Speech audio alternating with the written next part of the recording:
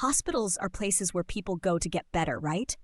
But what if I told you that sometimes people actually get sick just by staying in the hospital? Yes, it's true. Even though hospitals are full of doctors, nurses, and amazing machines, there are still tiny, invisible enemies hiding in the corners. Germs that can cause new infections.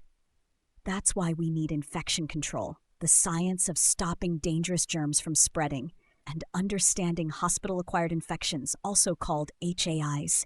Let's uncover the secret battle happening inside hospitals every single day.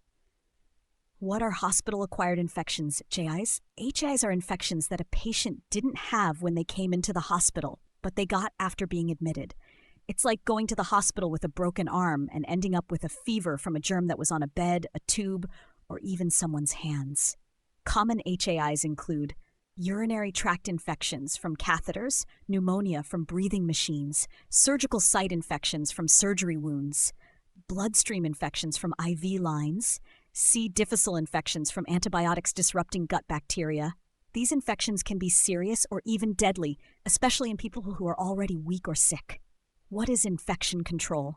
Infection control is the branch of medicine that teaches how to prevent the spread of infections in hospitals and clinics.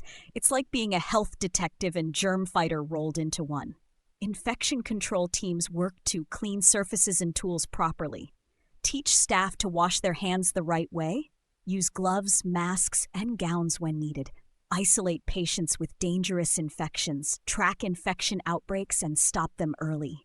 What do students learn in this field? Medical and nursing students learn how germs spread through air, hands, instruments, and fluids, types of hospital germs like MRSA, VRE, or drug-resistant bacteria, hand hygiene, the #1 weapon against infection, sterilization and disinfection, how to clean equipment properly, safe use of catheters and tubes and when to remove them, antibiotic resistance, how overuse of medicines makes germs stronger, outbreak response, what to do if many patients get infected, patient safety protocols, building habits that protect everyone in this.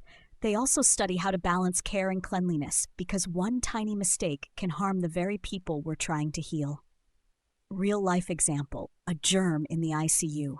Let's meet Razia, a 60-year-old woman recovering from surgery in the hospital. She's doing well, but a few days later she develops a high fever. Doctors discover that bacteria from her IV line caused a bloodstream infection.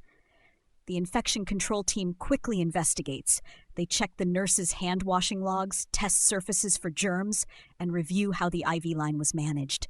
They find a mistake in cleaning protocols, fix it immediately, and educate the staff, preventing the next patient from falling sick. That's infection control in action, saving lives, one invisible battle at a time. How this field works in hospitals and research. In hospitals, infection control officers run daily rounds to inspect hygiene. Nurses learn how and when to wear protective gear. Cleaners are trained in medical-grade disinfection. Patients with contagious diseases are kept in isolation rooms. In research, scientists track how hospital bacteria become resistant to antibiotics. They design safer surgical tools and cleaning agents. They study airflow, surface materials, and even hospital design to reduce infection. This work helps develop global safety guidelines, especially important during pandemics like COVID-19. Why this knowledge is the foundation for every health worker. Doctors and nurses can be brilliant, but if they don't follow infection control, their hospitals can become dangerous places. This field teaches discipline, awareness, and teamwork, because saving lives isn't just about treatment, but about prevention.